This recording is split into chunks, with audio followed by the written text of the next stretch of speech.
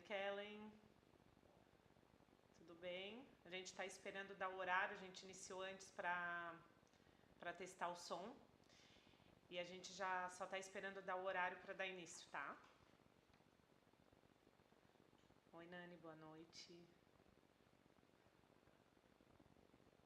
Oi, Marina, boa noite.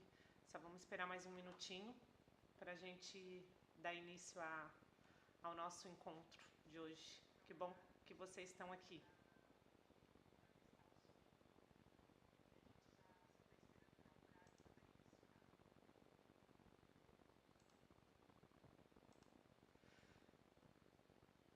Se tiver algum problema com som, alguma coisa que vocês queiram comentar também, fiquem bem à vontade, tá?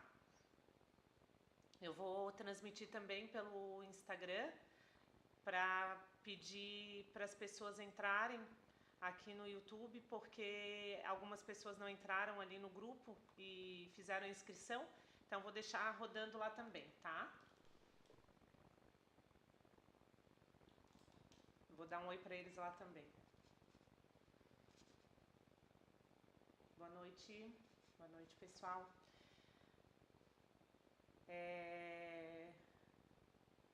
Eu vou esperar aqui o Instagram, algumas pessoas entrarem para a gente ir direcionando, mas acho que a gente pode ir começando para não atrasar, né, também o pessoal que tá entrando aí.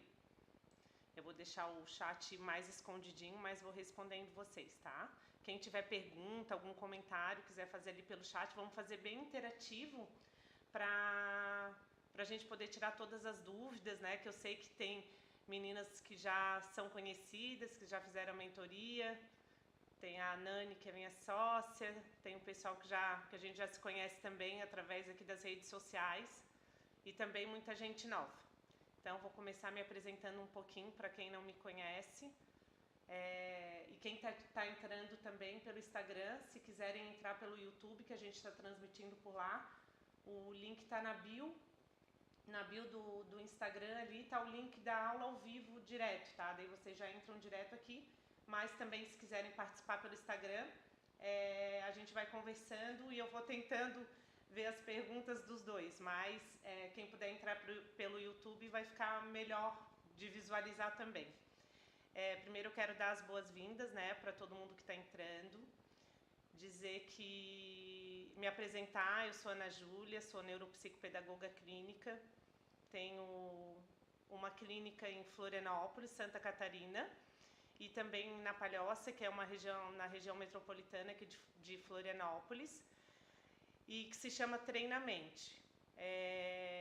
Tem uma sócia também, que é a Elaine, que está presente nesse encontro aí através do chat. Ela também pode me ajudar a responder algumas perguntinhas, mas a gente está trazendo um conceito diferente, né? Um conceito mais prático, tanto para a formação de terapeutas, das pessoas que estão começando, justamente percebendo a dificuldade que tem nessa virada de chave, tanto que o nome, né, dessa aula é os 7 passos para a virada de chave neuropsicopedagógica e psicopedagógica também, e quem também faz atendimento pedagógico, a gente sabe que é uma tendência, né, que está crescendo muito a procura, a demanda de crianças precisando de atendimento especializado, atendimento individualizado.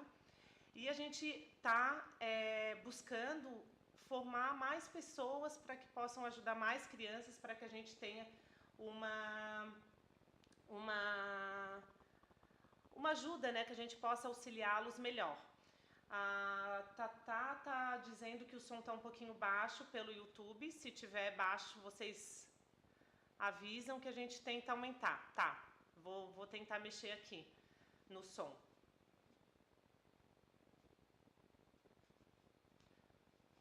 Dudu, tu consegue aumentar o som?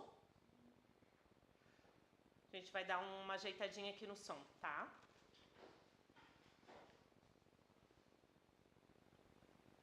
Daí vocês veem se está melhor. Coisa ao vivo é assim, né? A gente vai ajustando conforme vai aparecendo. Vocês sinalizem se melhorou um pouquinho. Se está melhor para ouvir, tá? Enquanto isso eu vou falando. E boa noite para o pessoal que está entrando no Instagram. Se quiser entrar pelo YouTube, tá? O link está ali na bio para visualizar. Talvez seja um pouquinho melhor porque a câmera está de frente e essa câmera aqui está de lado. Tá, a Sônia também falou que está baixo. Vamos esperar porque tem um delay. Pode ser que daqui a pouco já melhore para vocês, tá? Então, a gente veio apresentar um pouquinho do conceito do treinamento, que é esse centro de aprendizagem, não só para crianças, mas para profissionais e também para pais, para professores, para pessoas que têm interesse em aprender um pouco sobre neurociência, um pouco sobre nosso método que a gente utiliza aqui na clínica e conhecer um pouco do nosso trabalho e poder ajudar nessa virada de chave aí para os atendimentos individualizados. Então, o nosso objetivo é oferecer essa introdução para vocês da prática clínica, de como iniciar os atendimentos clínicos, começando do zero. A gente sabe que não é fácil, muitas pessoas estão começando agora, ainda tem trabalho fixo.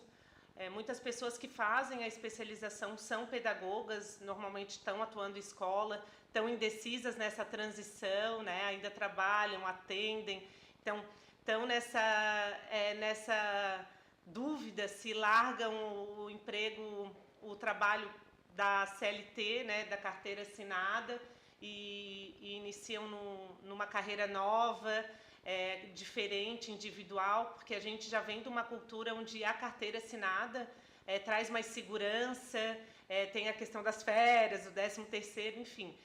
A gente ainda tem muito dessa cultura, né, no brasileiro e em outras culturas também, mas a gente veio trazer um pouquinho de quem tem esse sonho, saber que é normal a gente sentir essa insegurança no começo, tanto de quem está saindo do trabalho, né, que está nessa transição ou que está trabalhando, pensando em iniciar essa carreira. Então, a gente vai dar um pouquinho, uma síntese, né, dos passos que a gente precisa para iniciar esses atendimentos, para quem está nessa indecisão ou quer começar 2024 aí iniciando uma nova carreira, pensando para 2025 também. A gente está aqui mesmo para ajudar vocês nesse processo, tá? E dando ali o passo a passo, ensinando como que a gente adquire, né, essa confiança. Muitas das meninas que estão aqui também sabem que no começo a gente fica insegura tanto na aplicação dos testes, nessa conversa com os pais, e principalmente eu passei muito por isso. A gente sempre está acostumada com alguém falando o que a gente tem que fazer, né? Quem trabalha em escola é a coordenação, então assim, a coordenadora sempre sinalizando se está certo, se está errado, como que tem que fazer. Muitas vezes a gente nem concordando, mas a gente tem que ir lá fazer da maneira com que seguir as regras, né, ali o sistema do lugar que a gente trabalha. Mas quando a gente começa nesse trabalho individual, nesse trabalho individualizado, onde a gente vai colocar em prática tudo que a gente aprendeu na especialização, tudo que a gente vem estudando em outros cursos também, e não tem ninguém para dizer, né, é esse caminho, esse relatório, melhor substituir essa palavra. A gente que tem que ter esse olhar mais criterioso para saber se é esse caminho ou não.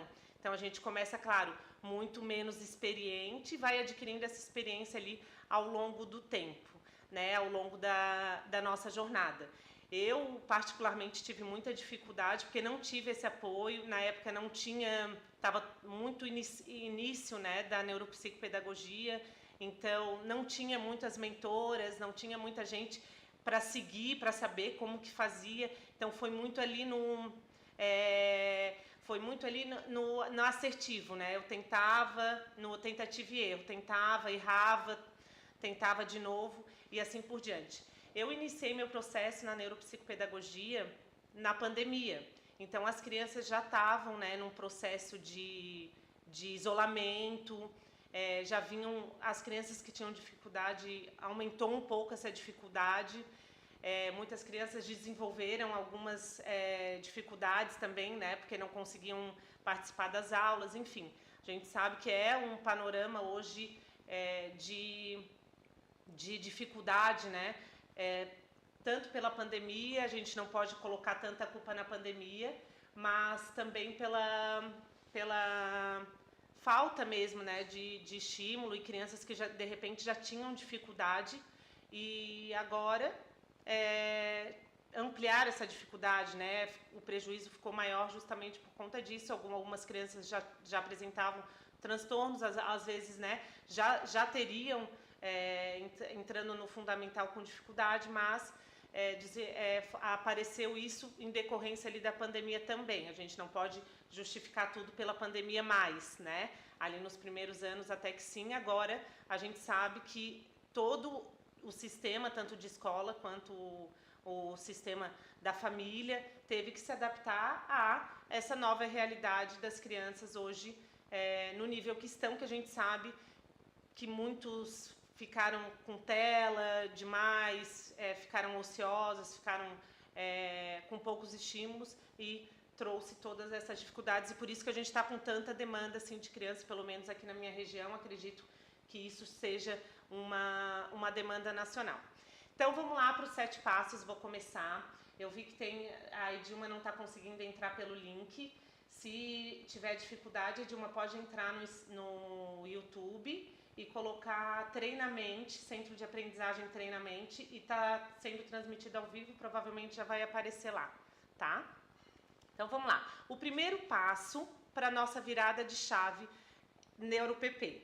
O primeiro passo, antes de mais nada, é a coragem, né? A gente sabe que tem muito medo, eu tive medo, todo mundo que iniciou e quiser dar aí o seu depoimento também teve medo, mas vai ter que ser com medo mesmo. Enfrentar o medo é o primeiro desafio para a nossa virada de chave. Se a gente está disposto a fazer essa transição, a aceitar um novo desafio, a gente vai ter que ir com medo mesmo, e vai com medo porque todo mundo sente medo. Só que a gente não pode se entregar e achar e paralisar, né? Achar que só porque está com medo eu não vou conseguir, não sou capaz. Tem que ir lá persistir, porque todo mundo consegue, tá? E a primeira coisa que a gente precisa definir é um local para os nossos atendimentos.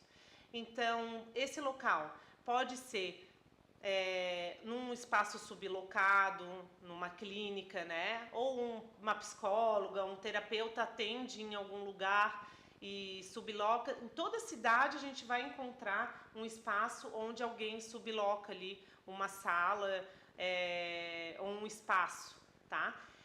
A gente tem que entender que a gente não precisa o perfeito para começar. A gente não vai começar com a clínica dos sonhos, isso é uma construção e demora alguns anos para a gente conseguir. Eu ainda estou aí na luta para conseguir ter meu espaço, o espaço que eu considero adequado, um espaço aconchegante para receber os pais. Então, a gente sabe que a gente não tem que esperar o perfeito para começar, a gente tem que começar com a nossa realidade. Então, muitas vezes a gente vai iniciar, tem meninas, né, neuropsicopedagogas que atendem, que moram em casa e arrumaram um espaço dentro de casa, uma sala, prepararam uma sala ali para atender, né, as crianças, os primeiros aprendentes. Tem gente que fala aprendente, consulente, paciente, é a mesma coisa, tá? É só o termo que muda, mas tem gente que prefere o paciente, fica uma coisa mais formal, o aprendente é o que a gente está demonstrando. Eu prefiro chamar de aprendente, mas muitas vezes também chamo de paciente. Então, o primeiro passo é a gente achar um local para esses atendimentos. A gente verificar um espaço na nossa cidade ou uma sala na nossa casa. Muitas pessoas atendem também a domicílio. Não é o ideal, né? A gente na casa da criança, não por nós, mas pela criança, porque o espaço dela, a gente já teve essas experiências. Então, o espaço da criança, às vezes a criança é mais resistente, às vezes tem dificuldade ali com a família junto, né? Apresenta algumas resistências, algum jeito que de repente em casa ela fica mais acomodado, mais confiante em não querer fazer as coisas. Então, o espaço da casa da criança não é o ideal, mas a gente pode iniciar, né, até encontrar um espaço adequado com esses atendimentos. Mas quem atende em casa também pode dar aí o seu depoimento, o que considera, né, como que se já atendeu, se considera o ideal ou não. O ideal é que a gente tenha um espaço mesmo pequeno para atender, para que atenda essa criança.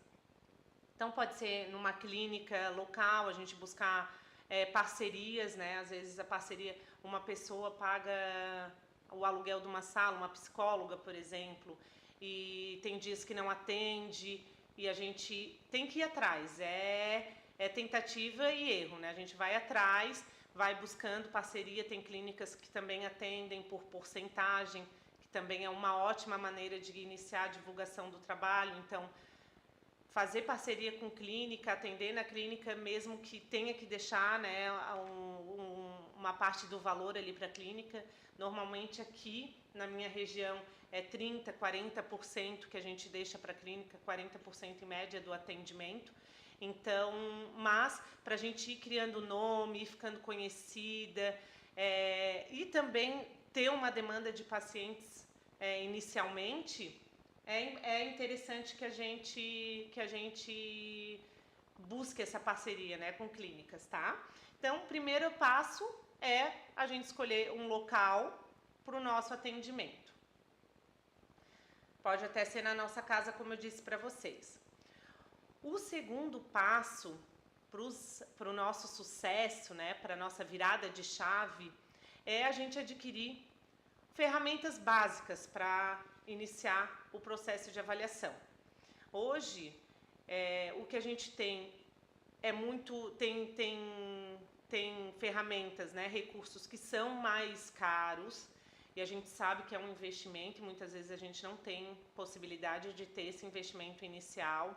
São muitos testes maravilhosos, tem muito estudo, né, muito profissional nas universidades, fazendo os testes, padronizando, fazendo pesquisa. Então é importante, né, que a gente saiba que o ideal é que a gente tenha esses testes físicos, que a gente não compartilhe PDF, material pirata, né, até em questão de respeito e ética a esses profissionais que estão lá trabalhando, pesquisando, que estão fazendo pela gente, né, para trazer para essas crianças uma qualidade melhor de ensino, com testes randomizados, validados ali, padronizados, tá? Então é interessante que a gente adquira eles, que não sejam piratas, não sejam cópias, não sejam PDFs, que é o que mais a gente vê aí nas redes, né, de compartilhamento. Isso até é ilegal, né, dá processo, enfim, não é ético.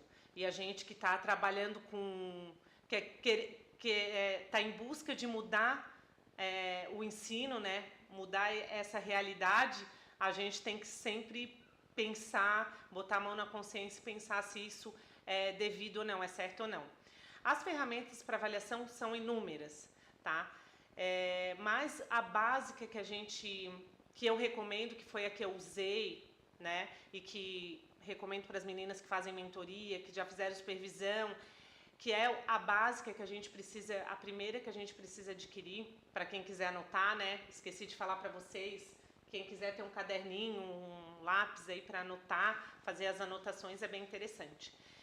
É a avaliação neuropsicológica cognitiva, da editora Menon. São 4 volumes, tá? Então, atenção e funções executivas, a gente consegue avaliar atenção e funções executivas, leitura, escrita, aritmética, linguagem oral e memória de trabalho. São 4 livros, tá? Eles vendem separados e vendem juntos, né? A gente faz assim, aquele parcelado de investimento, né? 10 vezes adquire, e com esse material a gente tem possibilidade de avaliar crianças e adolescentes de diferentes idades e diferentes habilidades. Então é um material, é uma coleção que foi feita pelos mesmos autores, então a gente consegue ter uma fluência ali na nossa avaliação e avaliar todas as áreas que a gente precisa para saber onde que aquela criança apresenta prejuízos ou não, dificuldades, enfim. A gente só vai conseguir atender uma criança se a gente fizer a avaliação. A avaliação é a peça-chave, é o principal. A gente não consegue fazer nada sem avaliação, né? Não adianta a gente achar, a criança aparece e a família procura, eu acho que ele tem dificuldade na leitura, Eu acho que a dificuldade dele, o atraso dele é na atenção, acho que pode ser que ele tenha TDAH. A gente não pode achar nada mais, tá? Eu vou escrever, pode deixar, Jéssica. Se eu não conseguir escrever agora, eu deixo aqui na descrição do vídeo, tá? A gente tem que entender que a gente não pode achar mais nada. Quando a gente atende crianças, a responsabilidade, crianças e adolescentes, né, é uma responsabilidade muito grande. A gente tem que ser muito assertivo e hoje os testes trazem esse olhar pra gente. Então a gente vai ter um padrão do que é esperado para aquela idade, em todas as áreas. Então a gente tem a responsabilidade de fazer essas avaliações. Antes a gente não tinha tantos testes, então era tudo na observação clínica. É importante também, na observação clínica, a gente consegue visualizar muitas coisas, né, que são necessárias também para a avaliação. Mas a gente ter uma base do que é esperado para cada idade também é muito importante, tá? Então são os 4 volumes, vou deixar na descrição depois aqui, e deixo ali também no Instagram, os 4 volumes da coleção da Menon, tá? Atenção e funções executivas, memória de trabalho, que é o 4, funções, linguagem oral e leitura, escrita e aritmética. Todos esses a gente consegue com esses 4 volumes. Ele é básico. Eu usei ele, para vocês terem ideia, eu comecei ele em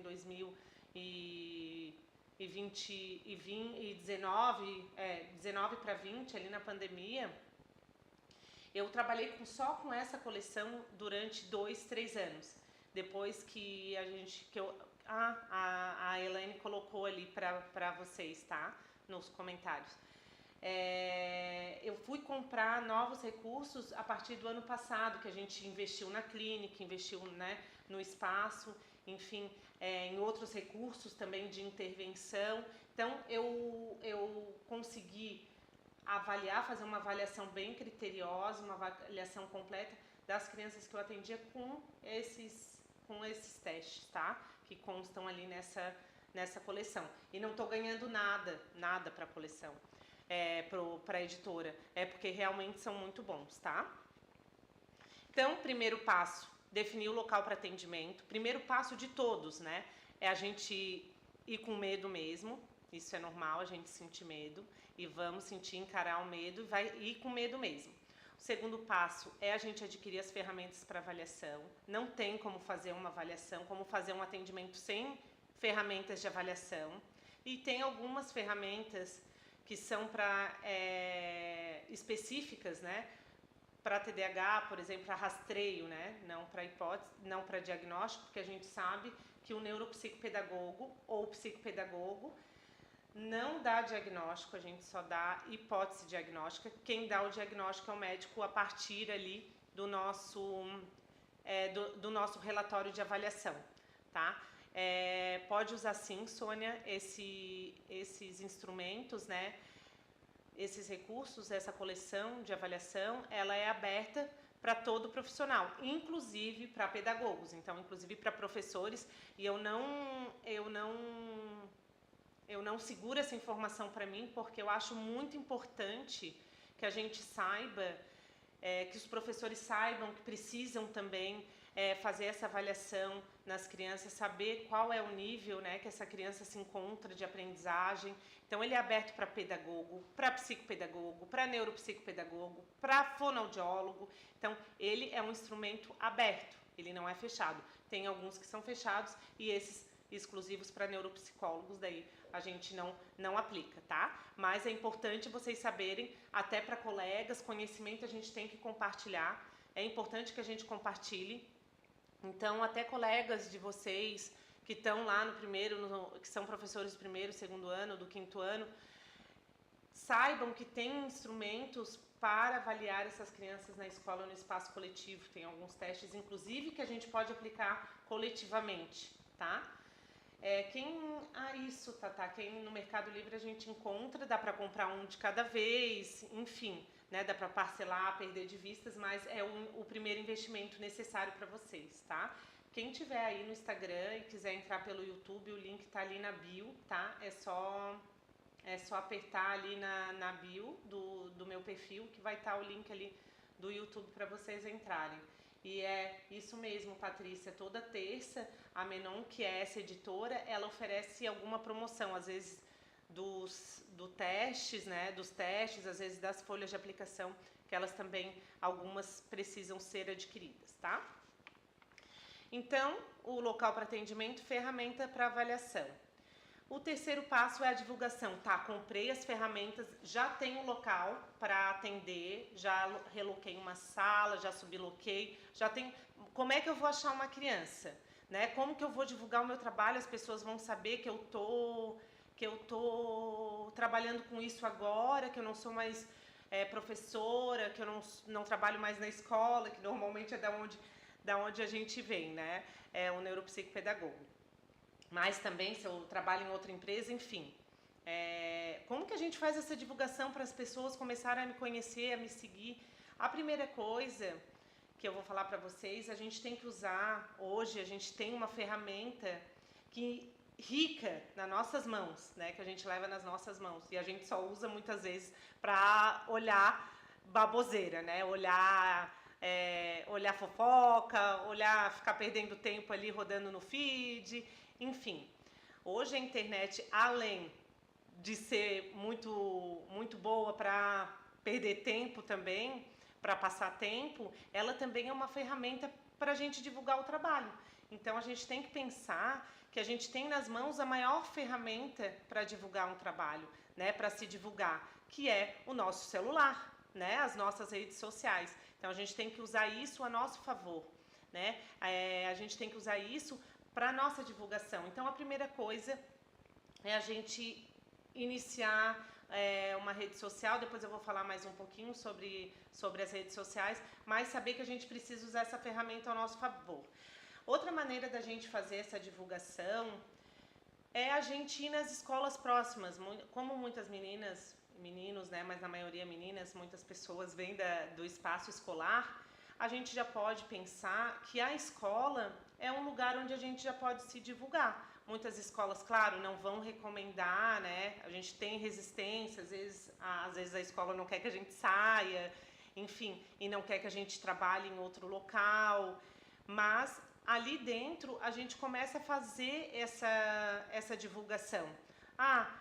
Abri o Instagram, por exemplo, fiz um Instagram novo, Ana Júlia Neuropsicopedagoga, que eu estou falando para vocês como que eu iniciei e como deu certo para mim. E com certeza pode dar certo para vocês. E comecei a seguir várias pessoas que seguiam escolas, que se interessavam por pais, né, no caso, que se interessavam, que eram mais engajados ali no espaço escolar. Então comecei a seguir e comecei a fazer conteúdo, né? Conteúdo do que era dificuldade, que era transtorno, que era neuropsicopedagogia, e fui divulgando e as pessoas foram ali me conhecendo o meu trabalho e começando essa divulgação, esse compartilhamento. A divulgação também, a gente pode oferecer palestras gratuitas ali em escolas da região. Então, por exemplo, no centro da cidade de vocês, no centro da minha cidade tem 5 escolas. Fazer um material, mandar um e-mail ou entrar em contato pelo telefone, pelo WhatsApp, dizendo, né, oferecendo essa divulgação, falando do trabalho, oferecendo uma palestra, uma formação gratuita. É uma questão de 1 hora, assim, né? Ontem mesmo eu estava comentando, eu fiz isso e fiz a minha apresentação e fui na escola nervosa, né, insegura, e fui e me lembro assim, revendo, né, as coisas que eu levei para lá, de repente hoje eu não faria igual, né? Hoje eu faria muito diferente, acrescentaria várias questões, tiraria outras que de repente não eram tão relevantes, mas foi o ponto inicial. Então, como eu disse para vocês, não precisa ser perfeito. A gente erra, a gente gagueja, eu tô aqui, entrei nervosa, muitas palavras, né, eu esqueço, às vezes como algumas palavras, não falo, mas eu tô aqui justamente para mostrar para vocês que é normal, né, a gente ficar nervosa, é normal a gente sentir medo, mas o nosso propósito é muito maior do que isso, é muito maior do que o medo, do que a insegurança, do que palavras, né? A gente tem um repertório, a gente vai ampliando através do estudo, vai conhecendo, porque a gente sai de lá da pós encantada, mas muitos termos a gente ainda não conhece, muitos termos a gente precisa ouvir várias vezes para conseguir entender, procurar, buscar, repetir, porque a gente sabe que a gente aprende por repetição, né?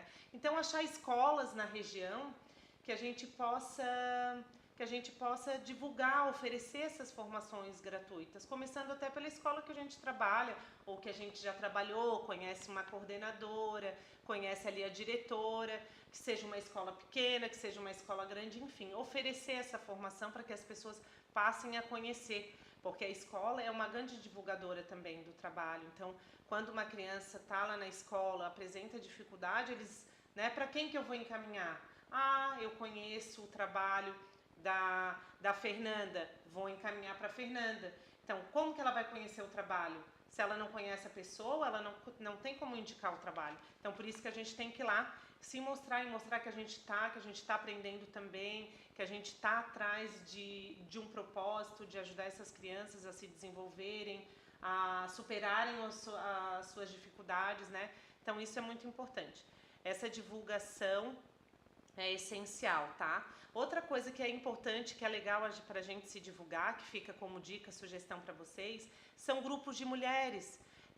Aqui a gente tem bastante, acredito que em todas as cidades no Brasil afora também tem um grupo de mulheres empreendedoras, né? Hoje esses grupos são muito fortes. E esses grupos, o que tem lá dentro desses grupos de mulheres? Mães, né? Mães que são amigas de quem? De outras mães. E assim por diante a gente vai construindo também uma rede de conhecimento, de indicações. Então é importante que a gente busque esses meios, né? Entre nesses grupos. Porque a gente também, muitas são mães, muitas não tem problema, não é necessário que seja. Mas a gente se divulgar para outras mães. Então nesses grupos a gente faz um cardzinho ali, simples, neuropsicopedagoga. Ontem mesmo tem uma amiga, que inclusive está aqui também, que tem um grupo de volta às aulas que eles estão vendendo materiais, as mães aqui da minha região estão vendendo materiais escolares, troca de camiseta, de mochila que não usa mais. E ontem ela jogou um cardzinho dela, para quem precisar, eu sou psicopedagoga, sou neuropsicopedagoga, atendo aqui na Palhoça, enfim. Então, assim, olha só que interessante, né? Ela aproveitou a oportunidade, a gente tem que aproveitar essa oportunidade para esse networking e oferecer o trabalho dela, né? Porque pode ser que nenhuma mãe ali naquele grupo precise, mas se alguém falar assim, ai, meu filho, a escola já me chamou, estou preocupada.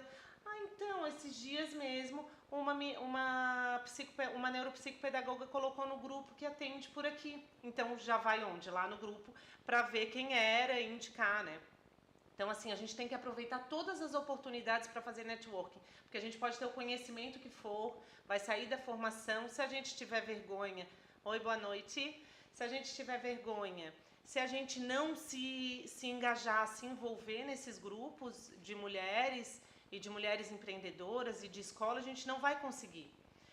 Vai conseguir, mas eu digo que é bem mais devagar o processo, né? Para vocês terem ideia, eu morava em Florianópolis e me mudei, né?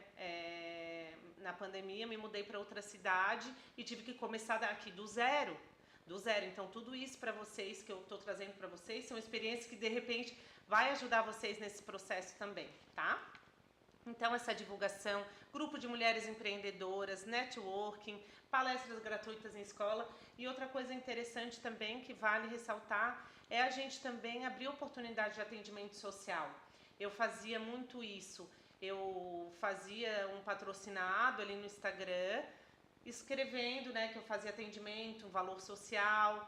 E muitas pessoas de escola pública que são menos favorecidas financeiramente, elas não têm a possibilidade de ajudar. Então, assim, eu atendia por um valor social, nunca de graça, tá, gente? De graça não, porque, assim, a pessoa que é atendida de graça, ela não valoriza muito o trabalho. Por experiência, posso trazer isso para vocês, né? Ela não dá valor ao atendimento. Mas uma pessoa num valor social, aí a gente define a partir do que é interessante, né? do poder aquisitivo ali de cada região, para definir o valor da consulta também, a gente coloca ali 50%. Isso vai trazendo nome, porque essa pessoa que a gente atendeu por valor social vai conhecer às vezes outra pessoa que precisa também, que vai ter outra pessoa que possa pagar o valor inteiro. Então, definir ali algumas vagas, alguns horários para valor social, além de ser uma experiência incrível para a gente aprender diferentes realidades de ensino, de aprendizagem. Então, é importante também que a gente faça isso pelo bem também, né? Pelo propósito que a gente vem em ajudar essas crianças que tanto precisam e que muitas vezes não têm condições. Lembrando que quem estiver no Instagram quiser passar para o YouTube, a gente tá ali o link está ali na bio, tá? E lá eu tô de frente. Mas o conteúdo é o mesmo também, fiquem bem à vontade para fazer perguntas, o que tiverem de dúvidas, tá? Vamos dar continuidade, então a gente já pensou no local para atendimento, ferramentas para avaliação, divulgação e agora a gente vai para o atendimento em si, né? Sem esses 3 ferramentas, esses 3 passos que eu falei para vocês, é impossível a gente chegar ao atendimento, né? Então, por isso que o atendimento é o 4º passo. O atendimento, primeiro a gente vai ter o primeiro contato com os pais. E lógico, esse primeiro momento que é a anamnese é mais de escuta, a gente vai ouvir a queixa, vai fazer as perguntas necessárias ali sobre a gestação, sobre como foi todo o processo ali, né, de dificuldade daquela criança, todo o desenvolvimento motor, o desenvolvimento social, nossa, tem uma diversidade de perguntas ali na anamnese. E ali a gente vai conhecer um pouquinho da criança antes de conhecer. Normalmente na anamnese não é recomendado que a criança venha junto, tá? Que legal, olha, então já estamos aí, o valor social bem importante. Não é recomendado que a criança venha junto, por quê? Porque às vezes essa criança já está exposta numa situação de baixa autoestima, já está ali, né? Não sabendo, não entendendo por que ela não consegue aprender, ou por que ela está nesse processo. E são questões, às vezes, pessoais, familiares, como separação, mudança de cidade, enfim. Que não cabe à criança, a maturidade da criança naquele momento, ouvir, né? Então, até os pais ficam mais à vontade também, embora às vezes eles não tenham com quem deixar, aí, né? É inevitável que tragam, mas é importante, a gente sempre recomenda que não tragam, tá? Continuando. Aí a gente vai ter essa primeira anamnese com a família e depois a gente inicia os atendimentos. O primeiro contato com a criança, é importante que a gente crie vínculo, vocês já devem ter ouvido, né? Essa criação de vínculo é muito importante.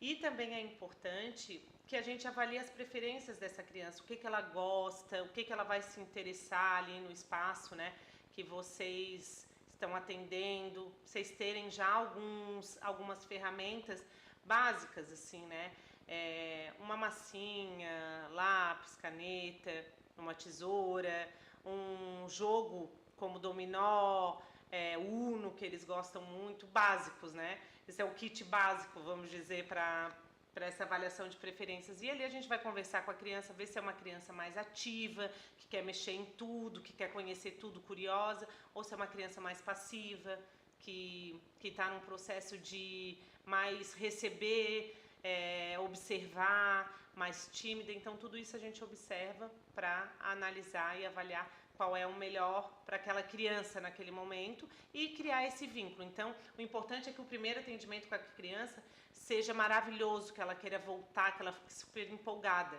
Então, a gente já não vai começar os testes no primeiro atendimento. Normalmente, para avaliação, aqui na clínica, e o que é recomendado até pelo código de ética ali da neuropsicopedagogia, é que sejam de 8 a 10 atendimentos ali para avaliação, que a gente consiga avaliar todas as áreas, tá? Obrigada, gente. Qualquer dúvida aí pode mandar. E para a gente avaliar todas essas áreas. Então, o primeiro é importante que a gente veja quais são as preferências, enfim, daquela criança.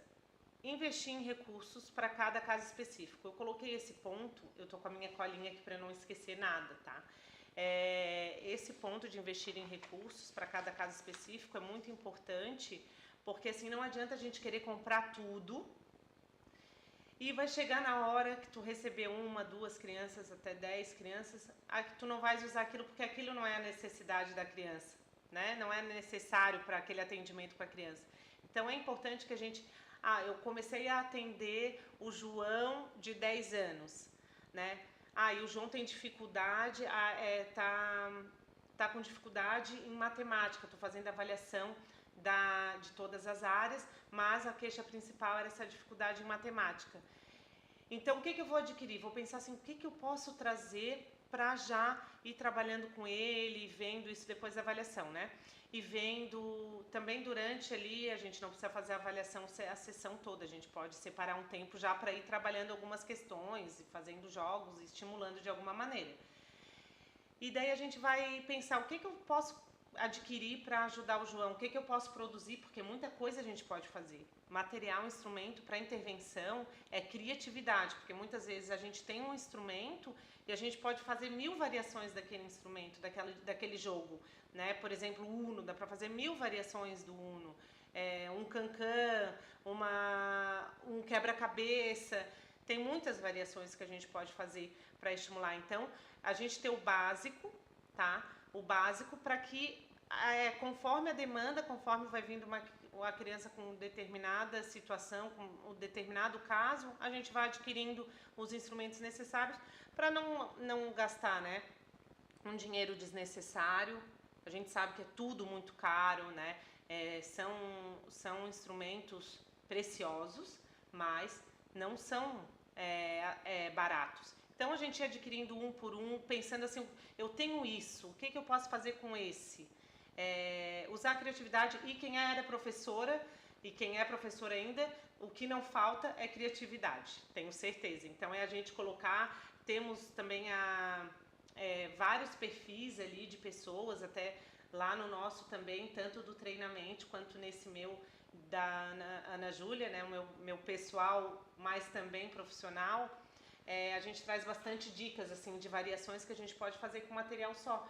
O Ligue 4, por exemplo, dá para trabalhar diversas coisas, dá para trabalhar separação silábica, eu vejo muito, dá para trabalhar o lince, dá para trabalhar diferentes situações, diferentes construção de frase, diferentes estimulações com um material só. Então a gente não precisa adquirir uma montoeira e ir recebendo os casos, e planejando, né? A gente tem que ter esse raciocínio clínico, né? Que eu chamo. O EOCA ali, que a Patrícia está falando, nada mais é que a avaliação de preferências, né? Onde a gente coloca ali os materiais disponíveis para a criança para que observar quais que ela prefere, o que ela gosta, o que ela não gosta. Então, esse nome também que a gente utiliza na avaliação de preferências. Então, a gente vai entender que tem essas variações de material, saber que tem que a gente precisa ter e vai desenvolvendo ao longo da nossa experiência, o raciocínio clínico, que é essa interação de saber o que eu devo comprar, o que eu devo adquirir, embora para uma terapeuta resistir a uma loja de brinquedos, e hoje a loja não é só física, né? A gente está no Instagram, tá aparecendo 1000 coisas, a gente fica, meu Deus, o João usando esse material, isso daqui era tudo que eu preciso, tem que segurar ali o cartão de crédito, senão a gente se perde mesmo, tá? Mas é importante a gente ter esse controle, e quando a gente não tem, saber que a gente pode fazer com o que a gente tem, tá? E se quiserem dicas também, pode mandar ali, que a gente também manda dicas, o que eu puder ajudar, vocês podem contar com a gente ali, tá? Então, esse raciocínio clínico do que fazer, isso a gente vai desenvolvendo ao longo da experiência clínica, né?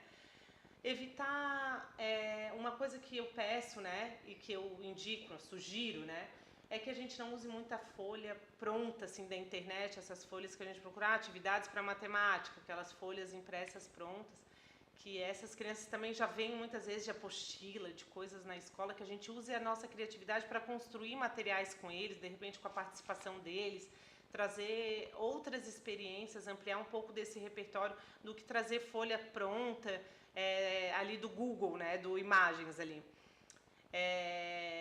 Dá preferência para materiais validados, tem muito material bom, tem material gratuito.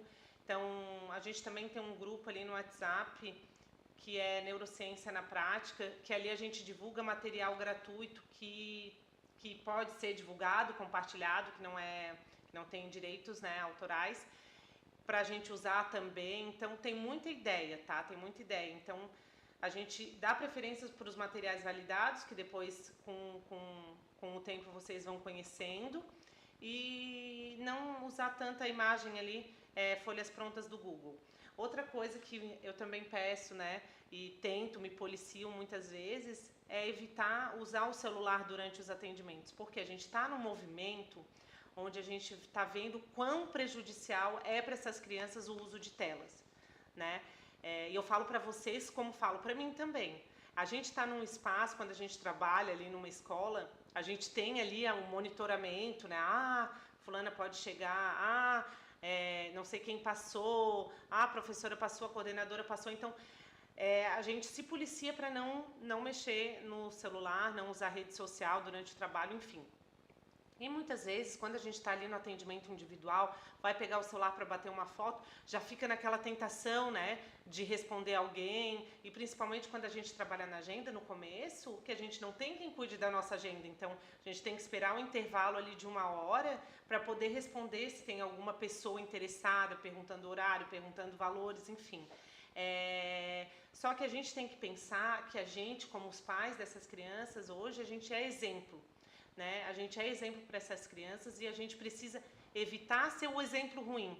Mais uma pessoa ali grudada na tela, que não dá atenção, às vezes eles ficam chamando, pedindo atenção, e a profissional ali no celular respondendo ou vendo qualquer coisa. Então é importante que a gente se dedique 100% naquele momento do atendimento, porque aquilo é ético também, né? Aquela pessoa precisa daquele atendimento, ela está ali para isso, a família está confiando o trabalho na gente. Então, muitas vezes eles estão chamando e a pessoa está mexendo no telefone. Então, assim, é muito desagradável e antiético. E também para a gente aprender a ter a gestão do uso do celular e ser um bom exemplo para eles, né? Então, fica também a dica para a gente tentar evitar, né, mexer e ser esse exemplo negativo para eles, justamente porque é disso que a gente está tentando afastá-los, né, das telas, que eles tenham mais tempo livre, que eles aprendam voltem a ler, que são crianças, né, uma geração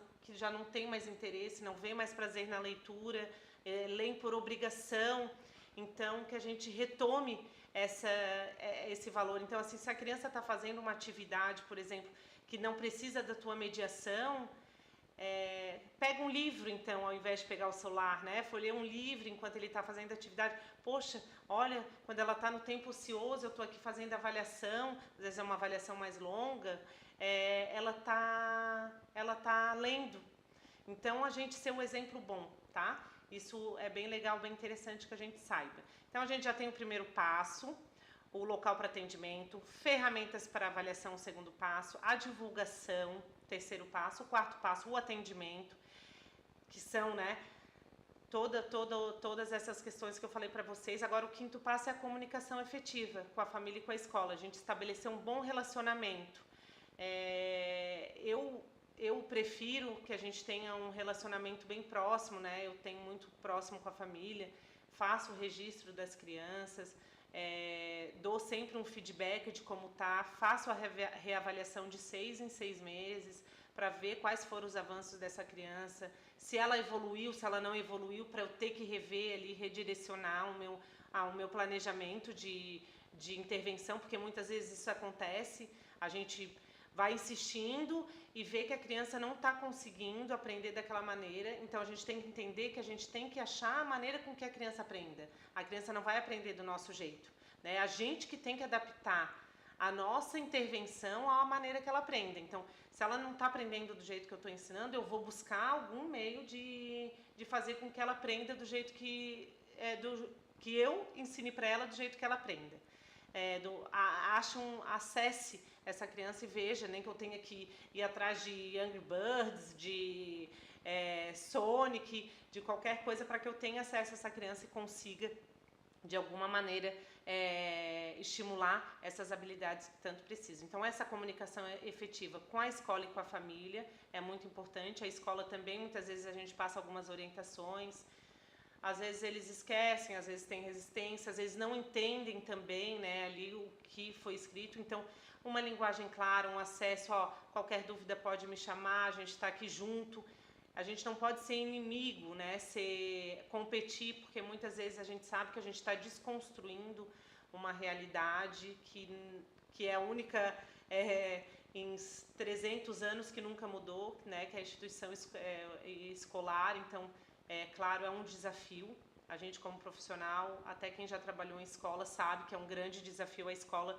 Hoje, para mim, como profissional, é o meu maior desafio, porque a gente encontra muita resistência em aceitar a ciência dentro da escola, em que a gente possa mostrar para esses professores, para esses profissionais, como que essa criança aprende melhor, como que hoje essas evidências trazem de resultado efetivo para essa criança. Então, é muito assim, eu fiz assim, faço assim há 30 anos e vou continuar fazendo, né? Não é você que vai vir aqui me dizer o que eu tenho que fazer. Então, isso a gente tem que quebrar. E a gente vai quebrar como? Com conhecimento, com acolhimento, com paciência, né?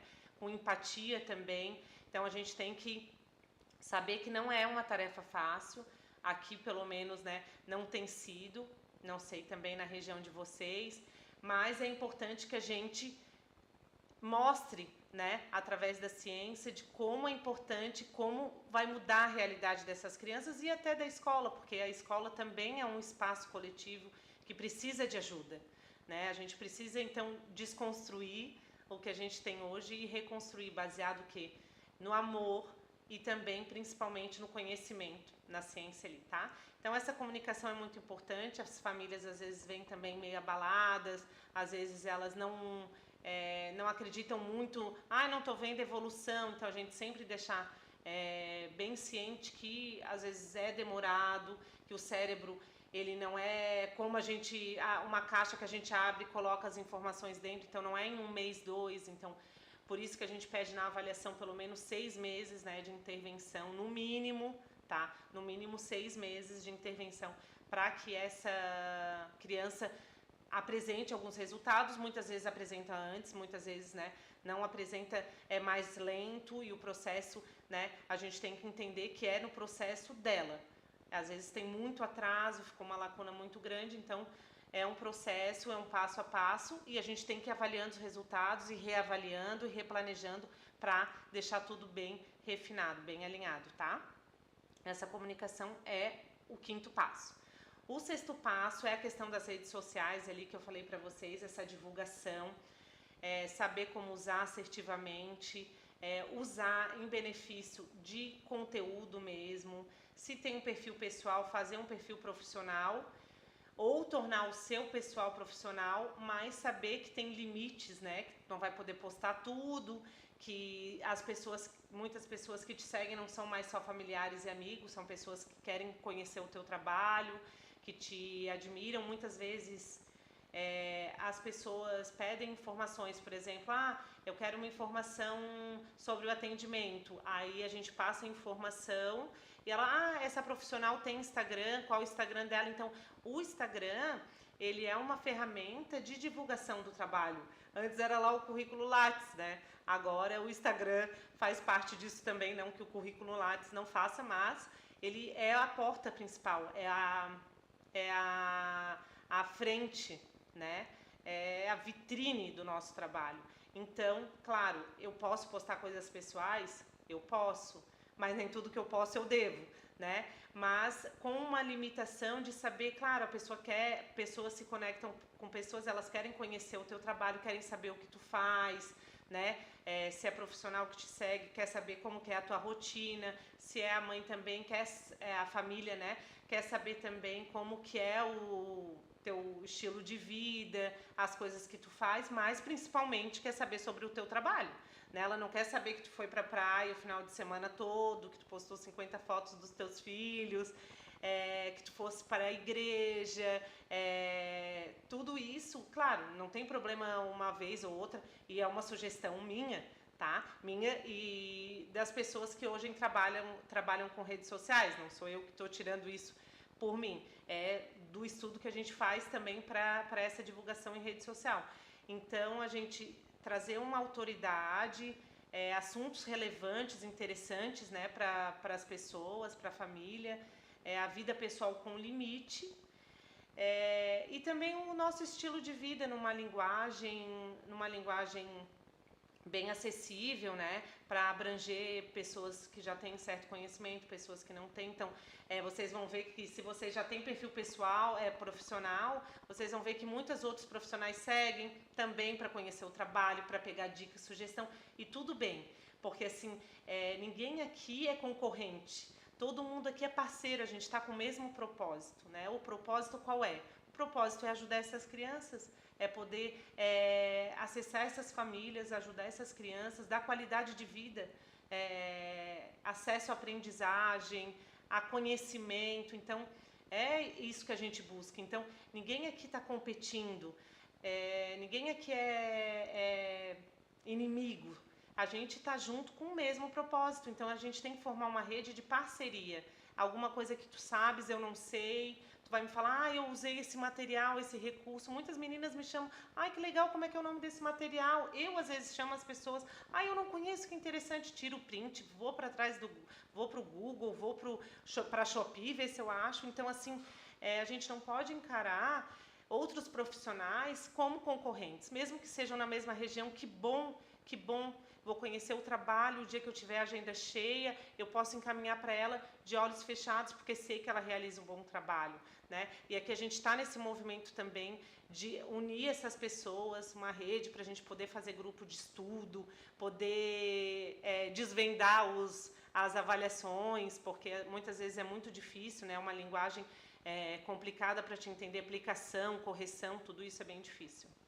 Então, o 6º passo é essa divulgação. E o 7º passo, para não me prolongar muito, né, já estou vendo que passou bastante tempo já, é a gente se aprimorar sempre. A ciência, ela está sempre em movimento, Então, hoje o que funciona hoje, pode ser que não funcione daqui a 6 meses. Né? Então, a gente está sempre se aprimorando, sempre sabendo. Hoje a gente tem a ciência ABA, por exemplo, que é o que traz mais evidências para o tratamento de crianças com autismo, de pessoas com autismo, né? Hoje é ABA, pode ser que daqui a 1 ano, 2 não seja mais, e quem hoje trabalha com ABA vai trabalhar com a ciência que é mais comprovado que funciona mais daqui a 2 anos. Então, assim, quando a gente fala, hoje é isso que tem de evidência de mais atual, é isso que eu vou usar. E por isso que a gente não pode, já estudei tudo agora, já fiz minha pós, agora vou ficar aqui esperando os meus pacientes. Não, é sempre uma busca. Hoje a gente tem muito conteúdo gratuito na internet, que a gente pode aproveitar as redes sociais ali que eu falei para vocês, às vezes de ficar vendo coisas que não são tão úteis, a gente seguir pessoas que agregam na nossa carreira, que trazem conhecimento gratuito. Então a gente tem muitos canais hoje. Quem quiser também indicação, a gente pode me chamar ali no direct, que eu dou indicação de trabalhar com crianças com autismo, com síndrome de Down, de métodos, de várias linhas, né? Todas com evidência e com ciência, nada uma informação de serviço, né? Como a gente fala, nada de pseudociência. Ciência mesmo, que foi um estudo randomizado, que já tem evidência, já tem artigo publicado. Então, tornar essa linguagem mais acessível. Esse é o 7º passo. Então, grupo de estudo, comunidade, a gente também está construindo uma comunidade muito forte aí da neuropsicopedagogia e da psicopedagogia, que tem o mesmo objetivo, né? Então, também fiquem ligados aí que tem muita novidade aparecendo. Então, a gente entender que outras profissionais não são concorrentes, elas são parceiras e a gente precisa conhecê-las, conhecer o trabalho delas, compartilhar ideias, compartilhar instrumentos, para que a gente saiba ser mais efetivo, às vezes, no nosso trabalho, às vezes o que eu sei, outra pessoa sabe, enfim. A gente estabelecer essa parceria. Tem outras profissionais, tem uma profissional que atende no meu prédio. Aqui no meu prédio, coincidentemente, tem. A primeira coisa, veio outra clínica para cá, foi a gente entrar em contato. Quem que vocês atendem? Vocês aceitam plano de saúde? Porque a gente aqui só atende no particular. Que bom. Então, assim, conhecer o trabalho, se atende crianças só com autismo, se atendem outras necessidades também. Então, a gente entender que cada criança que cada um tem o seu papel, tem o seu espaço, tem o seu valor. Então a gente pode indicar, sugerir e fazer essas trocas, tá? E indo encerrando, né? Vicky, boa noite, Dani, tudo bem? Encerrando também um pouquinho, vai ficar gravado aqui, quem quiser assistir do começo. Saber, né, os 7 passos aí para nossa virada de chave. Eu espero que vocês tenham gostado. Se tiverem algumas perguntas também podem fazer. A gente tem hoje aberto na nossa plataforma o curso da avaliação, tá? De avaliação, que é dos 4 volumes ali da Menon. Então, nesse curso tem toda a aplicação e a correção dos testes, passo a passo, com vídeos também práticos, né, de como aplicar, eu aplicando com uma criança ali para saber como que como que fala, como que a criança reage também.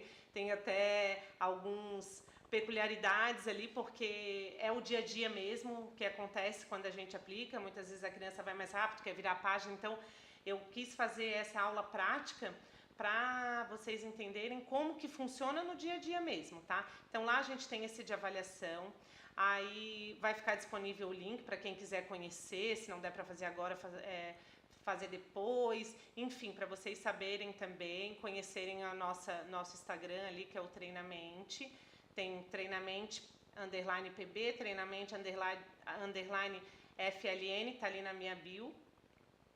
E também o meu, né, Instagram, a gente está também montando ali o site, tudo certinho, que a gente tem bastante novidades por aí, vindo por aí.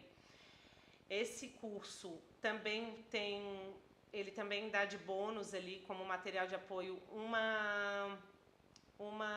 um exemplar, né, um modelo de anamnese e de relatório de entrega de avaliação, relatório de avaliação neuropsicopedagógica. Então, fica um modelo para vocês conhecerem, saberem como fazer ali a anamnese, né, as perguntas que devem conter, uma anamnese bem completa, tá? A anamnese que vem de acordo ali com a Sociedade Brasileira de Neuropsicopedagogia. E o relatório de avaliação também. Eu fiz da maneira mais funcional, que é o que eu uso aqui na clínica e que fica bom para os médicos, né, que vão ler depois, que eles que vão dar o diagnóstico, caso necessário. E também para os pais, para as escolas entenderem. Então, é uma linguagem para esses três frentes, né, que é bem importante que são apresentados os relatórios. Também o convite, né, para vocês conhecerem ali, então, o Treinamente, e também aqui, foi um prazer ter vocês aqui na nossa aula. Espero conseguir fazer mais, muito corrido. Eu também me dedico muito aos meus atendimentos, tem muito relatório, visita na escola, então vocês vão ver que é uma correria. A gente não pode pensar em assumir muitos pacientes e não garantir a qualidade. O ideal é que a gente inicie um caso por caso para ir estudando, sabendo, né, como planejar assertivamente aquele atendimento. É que tem umas perguntas aqui, eu estou lendo junto, estou me enrolando toda. O curso, a gente vai deixar o link aqui na descrição, tá? Quem não está no grupo da virada de chave, NeuroPP, e quiser entrar também, pode chamar ali no privado, deixar nos comentários aqui do YouTube mesmo, que a gente manda o link, tá?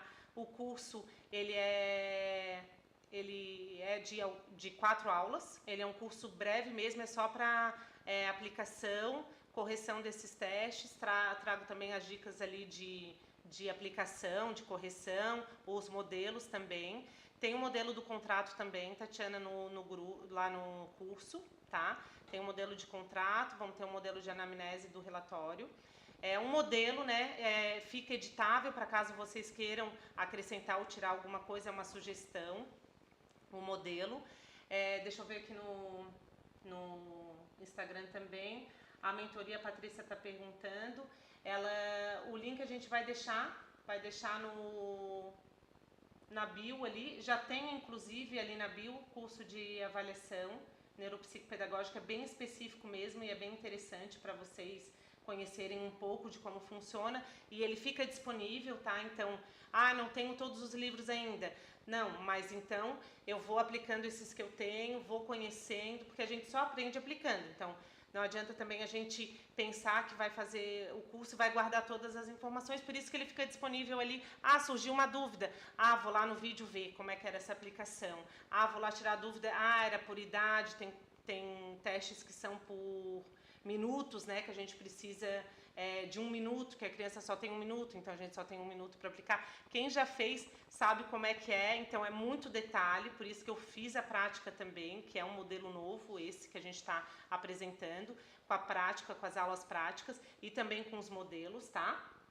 O grupo, Tati, tu pode, ali na bio do meu Instagram também tá, grupo Virada de Chave, é só entrar ali.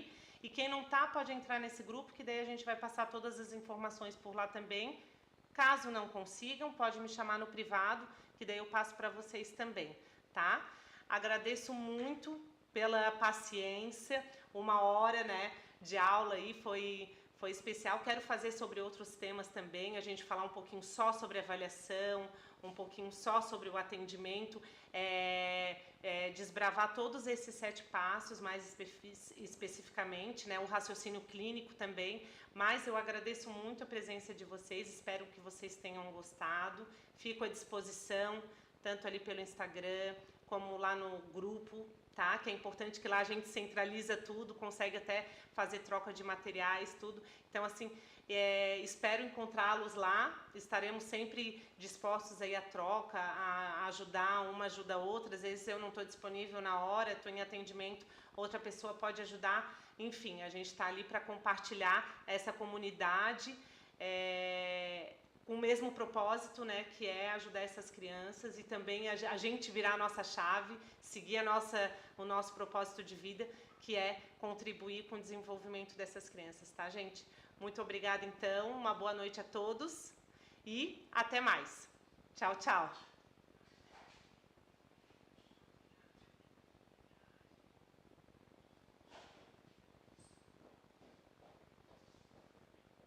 Vai,